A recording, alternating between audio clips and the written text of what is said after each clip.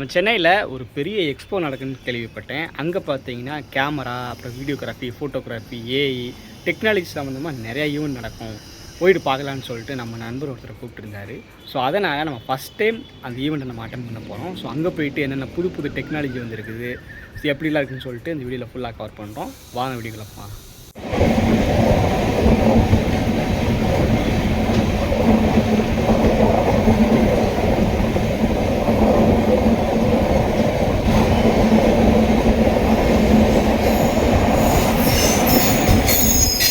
இந்த ஈவெண்ட் வந்து சென்னையில் நந்தம்பாக்கம் ட்ரேட் சென்டரில் நடந்துச்சு.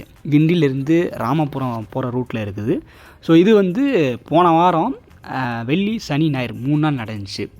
ஸோ இன்றைக்கி வந்து லாஸ்ட் நாள். நம்ம வந்துருக்கிறது வந்து ஞாயிற்றுக்கிழமை. ஸோ வந்து பார்த்தோம். அங்கே வெளியில் பார்த்தீங்கன்னா கேமரா கம்பெனிஸோட ஃப்ளெக்ஸ் எல்லாம் வச்சுருந்தாங்க. அப்புறம் ஸ்பெஷல் கெஸ்ட்டெல்லாம் இங்கே வருவாங்க போல், அவங்களுக்கான அட்வர்டைஸ்மெண்ட்லாம் வச்சுருந்தாங்க. ஸோ நான் வந்து இந்த ட்ரேட் சென்டரை நான் பஸ்ஸில் போகும்போது பார்த்துருக்குறேன். உள்ளுக்குள்ளே என்னடா இருக்கும், எப்படி இருக்குன்னு சொல்லிட்டு. பட் இதுதான் ஃபஸ்ட் டைம் ட்ரேட் சென்டருக்குள்ளே போகிறது. ஸோ இங்கே வந்து இந்த மாதிரி ஈவெண்ட்ஸ் எல்லாம் வருஷத்துக்கு நிறைய டைம் நடக்கும். இன்றைக்கி கேமரா ஈவெண்ட் நடக்குதா, அப்புறம் ரோபோட்டிக் ஈவெண்ட்னு சொல்லிட்டு அப்படி இப்படின்னு சொல்லிட்டு நிறைய நடத்துவாங்க. ஸோ இதுக்கான அட்வர்டைஸ்மெண்ட் பார்த்திங்கன்னா நீங்கள் சோஷியல் மீடியாவில் பார்த்துக்கலாம்.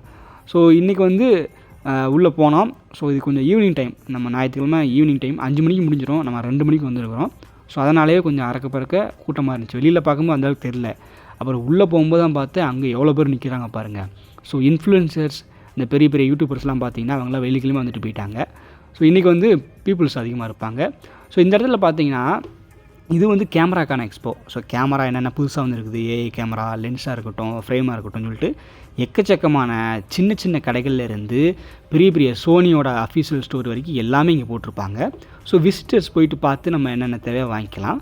ஸோ உள்ளே போகிறதுக்கு இந்த மாதிரி ஒரு பேட்ஜ் கொடுப்பாங்க. இதுக்கு காசு எதுவும் வாங்க மாட்டாங்க. ரெஜிஸ்ட்ரேஷன் சொல்லிட்டு இந்த மாதிரி ஒரு ஸ்டிக்கர் மாதிரி கொடுப்பாங்க. நம்ம சட்டையில் ஒட்டிக்கிட்டு தான் நம்ம போனோம்.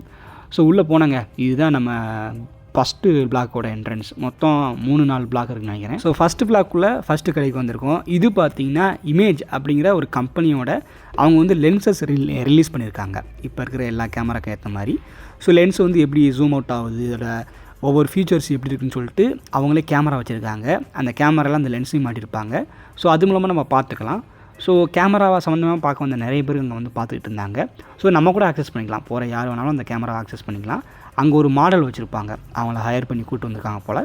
ஸோ அவங்கள வந்து நம்ம ஃபோட்டோ எடுத்து சாம்பிள் பார்த்துக்கலாம், எந்த அளவுக்கு ஜூம் ஆகுது அப்படி இப்படின்னு சொல்லிட்டு. எனக்கு கேமரா பற்றி எக்ஸ்பீரியன்ஸ் கிடையாது. நம்ம கூட வந்து அண்ணன் வந்து அவருக்கு கேமரா பற்றி நிறைய தெரியும்.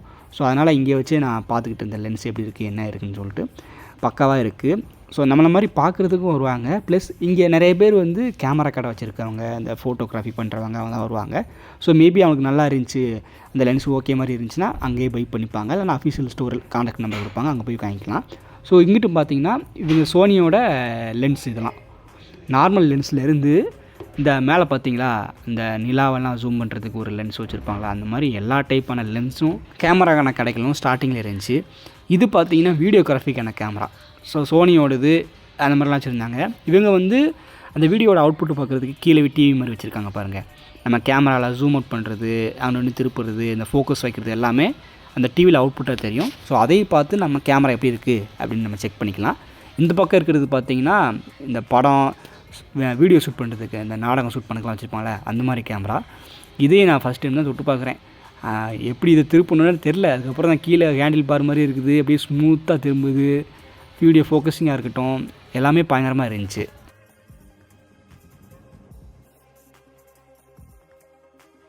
அடுத்ததாக நிக்கானோட ஷோரூம் ஒன்று இருந்துச்சு. ஸோ இங்கே பார்த்தீங்கன்னா அவங்களோட லேட்டஸ்ட்டாக வந்த கேமராஸ்லாம் வச்சுருந்தாங்க.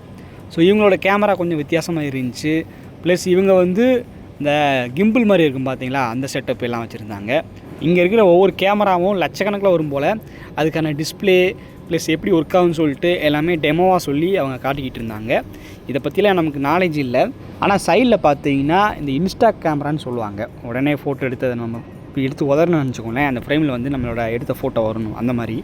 ஸோ அது வந்து இப்போ இவங்ககிட்ட புதுசாக வந்த மாடல்ஸ்லாம் வச்சுருந்தாங்க. இந்த பிங்க் கலர் ஒன்று, அதுக்கப்புறம் பார்த்திங்கன்னா நம்மளோட நார்மல் கேமரா மாதிரியே செட்டப்பில் இது ஒன்று வச்சுருந்தாங்க. ஸோ இதெல்லாம் இப்போ வந்து லேட்டஸ்ட் மாடலாமா. இந்த கேமராவை நம்ம டெமோவை பார்த்து செக் பண்ணிக்கலாம். பட் இதுக்கான அந்த உள்ளே போடுற ஃபிலிம் பார்த்திங்கன்னா காலியாக போச்சு போல். அதனால் நாங்கள் போன டயத்தில் ஃபிலிம் இல்லைன்னு சொல்லிட்டு கேமராவை மட்டும் தான் பார்த்துக்கிட்டு இருந்தோம். இதுதான் அதில் எடுத்த எக்ஸாம்பிள் அந்த ஃபோட்டோஸ் எல்லாம்.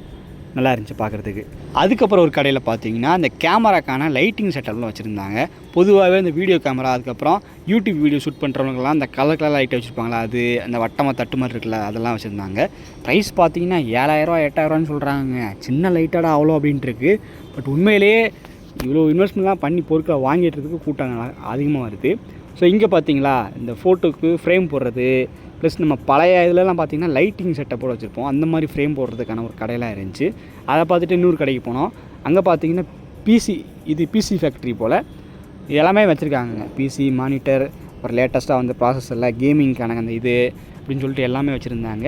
இதோ 20% ஏதோ டிஸ்கவுண்ட்னு போட்டிருந்தாங்க. இந்த கடையில் பார்த்தீங்கன்னா வாங்குறது கூட்டம் அளவாகிட்டு இருந்துச்சு. ஏன்னா சண்டே இன்றைக்கி 5 மணிக்கே மூடிடுவாங்க. நம்ம வந்ததே 3 மணி. நம்மளை போல் நிறைய பேர் லாஸ்ட் டைமில் மேபி ஆஃபர் போடுவாங்கன்னு சொல்லிட்டு பார்க்குறதுக்கு வந்திருப்பாங்க போல். பொருட்கள் நல்லா இருந்துச்சு. இங்கே பார்த்துட்டு இருந்து ஒரு நல்ல எக்ஸ்பீரியன்ஸாக இருந்துச்சு. இதை விட்டுட்டு அடுத்த கடைக்கு போனாங்க. அங்கே பார்த்தீங்கன்னா இந்த எல்இடி ஸ்க்ரீன் விற்கிற கடை போல். இவங்ககிட்ட வந்து லேட்டஸ்ட்டாக இந்த ஸ்க்ரீனை வந்து போட்டு அவதார படத்தை போட்டு காட்டினாங்க பாருங்கள். ஐயா அப்பா, கேமராவில் பார்க்குறதுக்கான ஒரு மாதிரி இருக்கலாம். நான் நேரில் பார்த்தேன், அப்படியே வேறு லெவலில் இருக்குங்க. பாருங்கள், நான் நிற்கிறேன், அங்கே என்னைய ஃபோக்கஸ் பண்ண மாட்டேங்குது, பின்னாடி படத்தை தான் ஃபோக்கஸ் பண்ணுது. ஸ்க்ரீன்லாம் போயிட்டு தொட்டு பார்த்தேன், வேறு லெவலில் இருந்துச்சு.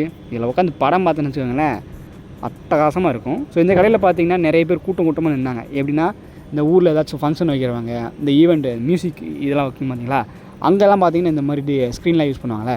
ஸோ அதுக்கு ஈவெண்ட் ஆர்கனைஸ் பண்ணுறவங்க, நடத்துகிறவங்கலாம் இந்த மாதிரி டிஸ்பிளே வாங்குறதுக்கு ஆர்வமாக இருந்தாங்க. ஸோ ரேட்டெல்லாம் எவ்வளோ என்ன ஏதுன்னு கேட்டு பார்த்துக்கிட்டு இருந்தாங்க. நம்மளும் போயிட்டு வேடிக்கை பார்த்துட்டு இருந்தோம். இதுவுமே பார்த்தீங்கன்னா இந்த கேமராக்கான லைட்டிங் செட்டப் கடை தான்.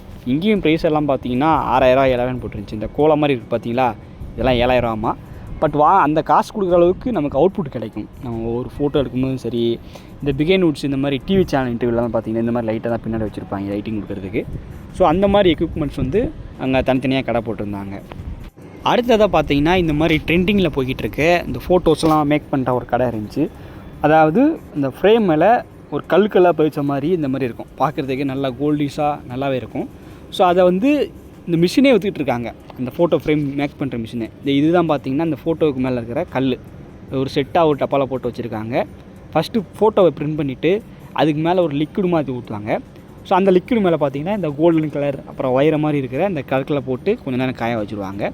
காய வச்சதுக்கப்புறம் பார்த்திங்கன்னா இந்த மாதிரி கோல்டன் ஷீல்டு இந்த ஸ்டிப் மாதிரி இருக்குது பார்த்திங்களா, அதை வந்து நம்ம சூஸ் பண்ணுறாங்க. இங்கே எந்தெந்த ஃபோட்டோவுக்கு எந்தெந்த ஸ்டிப் வேணும் அப்படின்னு சூஸ் பண்ணி இங்கே சைடில் பார்த்திங்கன்னா ஒரு மிஷின் இருக்குது. ப்ரைஸ் பார்த்திங்கன்னா 45000 மென்ஷன் பண்ணியிருக்காங்க.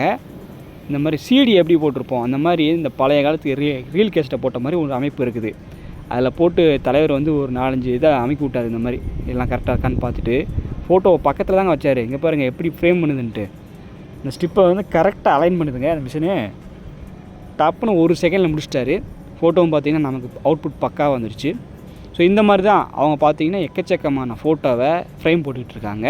இந்த கடையில் நம்ம ஊர்லலாம் ஃபோட்டோ ஃப்ரேம் கடை வச்சுருப்பாங்களே, அந்த மாதிரி ஓனர்ஸ் நிறைய பேர் வந்திருந்தாங்க. வந்துக்கிட்டு இந்த மிஷின் எப்படி ஒர்க் ஆகுது, இதோட அவுட்புட் எப்படி இருக்குது, இதை வாங்கலாமா இல்லாமா அட்வான்ஸ்லாம் புக் பண்ணிகிட்டு இருந்தாங்க. நல்லா இருந்துச்சு இந்த ஃப்ரேம்லாம் பார்க்குறதுக்கு. அதுக்கப்புறம் இந்த கிம்பிள் வைக்கிற கடை ஒன்று இருந்துச்சு. ஸோ இங்கே பார்த்தீங்கன்னா கேமராக்கான கிம்பிள் வச்சுருந்தாங்க. ஒரு 4-5 இருந்துச்சு. ப்ரைஸ் பார்த்தீங்கன்னா 22,000க்கு மேலே போட்டிருக்காங்க. ஆன்லைனில் ப்ரைஸ் ரொம்ப வரும், இங்கே வந்து நாங்கள் ஆஃபர் மாதிரி போட்டிருக்கோம் அப்படி சொன்னாங்க. இதில் வந்து கேமரா இவ்வளோ பர்டிகுலர் வெயிட்லேருந்து இவ்வளோ வெயிட் வரைக்கும் நீங்கள் ஃபிக்ஸ் பண்ணிக்கலாம். சார்ஜ் ரொம்ப நேரம் நிற்கும், ஷேக்கிங் பிரச்சனை இருக்காது, எல்லாமே பக்காவாக இருக்கும் அப்படி சொல்லியிருந்தார். நம்ம கேமரா யூஸ் பண்ணி பார்த்ததே கிடையாது, கிம்பிள் மட்டும் என்ன. ஸோ அன்றைக்கி வந்து புதுசாக இருக்கிற கிம்பிள்லாம் நாங்கள் நோண்டி பார்த்துக்கிட்டு இருந்தோம். அப்படியே அந்த பக்கம் பார்த்தீங்கன்னா இது வந்து மொபைலுக்கான கிம்பிள். அவங்க வந்து ஐஃபோனை ஃபிக்ஸ் பண்ணி வச்சுருந்தாங்க. இதில் வந்து ஆட்டோமேஷன் மோட் இருக்குது, எவ்வளோ நேரம் சார்ஜ் நிற்கும் அப்படி இப்படின்னு நிறைய சொல்லிட்டு இருந்தார். ஸோ ஃபஸ்ட் டைம் இதை ஆப்ரேட் பண்ணுறதுக்கு ஒரு பர்சனலாக ஒரு நல்ல எக்ஸ்பீரியன்ஸாக இருந்துச்சு. இங்கே இருக்கிற எந்த கடைகள்லையுமே இந்த பொருளை பார்க்கக்கூடாது, டெஸ்ட் பண்ணி பார்க்கக்கூடாதுன்னு சொல்லிட்டு நான் யாரும் சொல்லலை. ஏன்னா இது வந்து வர்ற கஸ்டமர்ஸ் செக் பண்ணி பார்க்கணும் இந்த பொருட்கள் எப்படி இருக்குது அப்படின்னு செக் பண்ணி பார்த்து வாங்குறதுக்காக இங்கே யாரை வேணாலும் என்னத்தை வேணால் நோண்ட விட்றாங்க. நல்லா இருந்துச்சு இவங்களோட தான். அப்புறம் பார்த்தீங்கன்னா இது வந்து ஒரு ஃபோட்டோ மேக்கிங் மிஷின் போல் ஒரு ஷீட்டு மாதிரி வச்சுடுறாங்க. நம்ம கொடுக்குற படத்துக்கு ஏற்ற மாதிரி அது மிஷின் பார்த்திங்கன்னா கட் பண்ணுது அந்த ஷீட்டை. இது பார்க்குறதுக்கு இந்த மாதிரி இருக்கும். ஆனால் அங்கே பார்த்தீங்கன்னா செவுத்தில் வந்து ஒரு சில படத்தை அடித்து வச்சுருக்காங்க பார்த்தீங்களா, எல்லாமே இந்த மிஷின் மூலமாக பண்ணது தான். இது அழகாக கட் பண்ணி கொடுக்குதுங்க. இந்த மாதிரி மிஷினையும் அவங்க வந்து வச்சுருந்தாங்க. லயன் இண்டியா அப்படின்னு சொல்லிட்டு ஒரு கம்பெனி. அது பக்கத்துலேயே பார்த்தீங்கன்னா ஹார்ட் டிஸ்க் இந்த மாதிரி துண்டு துண்டாக கழட்டி வச்சுருந்தாங்க. என்னடான்னு பார்த்தா சென்னையில் வந்து ஒரு புதுசாக ஒரு கடை ஆரம்பிச்சிருக்காங்க. அவங்க வந்து ஹார்ட் டிஸ்க்கு கரெக்ட் ஆகிடுச்சு, ஹார்ட் டிஸ்க் டேமேஜ் ஆகிடுச்சு அப்படின்னா அவங்க வந்து டேட்டாவை ரெக்கவர் பண்ணி தருவாங்களாமா. ஸோ அந்த கடையை வந்து போட்டிருந்தாங்க. அடுத்த கடையில் பார்த்தீங்கன்னா இந்த camera, video camera, photo camera, அப்புறம் லென்சஸ்லாம் வச்சுட்டு இருந்தாங்க. ஸோ இவங்க வந்து புதுசாக விற்கலை, பழைய கேமரா அது ஏதாச்சும் பிரச்சனை இருந்துச்சுன்னா அப்படி சர்வீஸ் பண்ணி நல்ல பேஸுக்கு கம்மி பண்ணி விழுத்திட்டு இருந்தாங்க. ஸோ எக்கச்சக்கமான கேமராஸ் இருந்துச்சு. வாங்குறதுக்கும் பார்த்திங்கன்னா ஆட்கள் நிறையா கூட்டமாக குமிஞ்சிட்டு இருந்தாங்க. நம்மளும் போயிட்டு என்னென்ன கேமராஸ் இருக்குதுன்னு சொல்லி வேடிக்கை பார்த்துக்கிட்டு இருந்தோம். அது பக்கத்துலேயே பார்த்தீங்கன்னா 2 ரோபோட் வந்து சண்டை போட்டுட்ருக்குங்க. ஸோ சண்டை போடல, இது வந்து ஃபுட்பால் கேமு.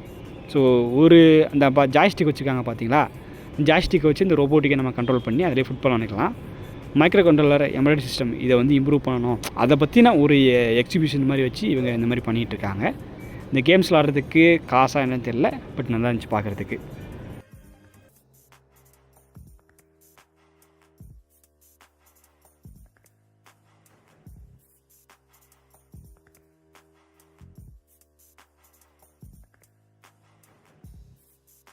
அப்புறம் ஒரு கடையில் பார்த்தீங்கன்னா இந்த லைவ் டெலிகாஸ்ட்லாம் எப்படி பண்ணுறாங்க, இந்த டிவி சேனல்ஸ்லாம் பார்த்தீங்கன்னா இந்த மாதிரி நிறையா டூல்ஸ் வச்சுருப்பாங்க. க்ரீன் ஸ்க்ரீனு, பேக்ரவுண்டை எப்படி வர வைக்கிறது, அட் அ டைமில் எப்படி மெனு மாற்றுறதுன்னு சொல்லிட்டு ஒரு இந்த மாதிரி கடையை போட்டிருந்தாங்க. ஸோ நாங்கள் போயிட்டு இதெல்லாம் எப்படி ஒர்க் ஆகுதுன்னு சொல்லிட்டு பார்த்துக்கிட்டு இருந்தோம். அப்புறம் இதுவுமே ஹார்ட் டிஸ்க் டேட்டா ரெக்கவர் பண்ணுற கடை தான். இவங்ககிட்ட எஸ்எஸ்டி, ஹெச்டிடி, அதுக்கப்புறம் குட்டி குட்டி மெமரி கார்டு, இந்த ஃபோட்டோ இருக்க மெமரி கார்டு, பென்ட்ரைவ்னு சொல்லிட்டு நாங்கள் எல்லாத்துலேருந்தும் நாங்கள் டேட்டாவை ரெக்கவர் பண்ணி தருவோம். எங்ககிட்ட சர்வீஸ் எல்லாம் கிடையாது, ரெக்கவர் மட்டும் தான் சொல்லியிருந்தாங்க. அது பக்கத்துலேயே பார்த்தீங்கன்னா இந்த மாதிரி அலங்கார பொருட்கள் இதெல்லாம் கையிலேயே செஞ்சது அப்படின்னு சொல்லிக்கிறாங்க. நல்லா இருந்துச்சு. ப்ரைஸு தான் பார்த்தீங்கன்னா எக்கச்சக்கமாக சொல்கிறாங்க. இப்படிப்பட்ட நிறைய பொருட்கள் வந்து இந்த கடையில் வச்சுருந்தாங்க.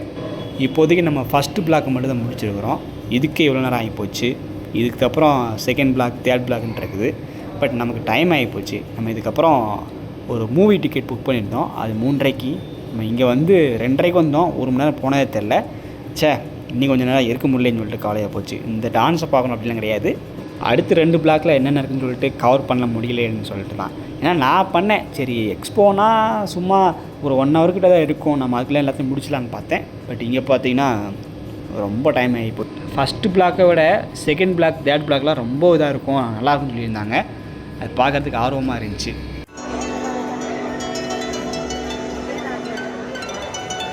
இது என்ன இன்ஸ்ட்ருமெண்ட்? இது ஹார்போர்டு இன்ஸ்ட்ருமெண்ட், ஹார்ப் கிட்டார் ரெண்டும் மிக்ஸ் பண்ண மாதிரி ஒரு இன்ஸ்ட்ருமெண்ட். சென்சாரில் ஒர்க் பண்ணுறது அது? ஆமாம் சார், ஹேண்ட் ட்ராக்கிங் சென்சார் இது. அது வந்து நான் ஹேண்டை மூவ் பண்ணும்போது அது மூலயமா அந்த பாயிண்டர் வந்து ட்ராக் ஆகும், அதில் இருந்து ப்ளே ஆகும். ஹையர் போக போக ஹையர் ஆக்டேவ் போகும், டவுன் வரும்போது லோயர் ஆக்டேவ். Super super.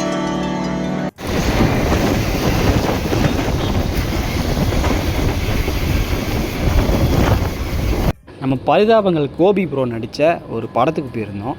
அங்கே பார்த்தீங்கன்னா படம் முடிஞ்சதுக்கப்புறம் நம்ம கோபி ப்ரோவே அங்கே டேரெக்டாக வந்துட்டாருங்க.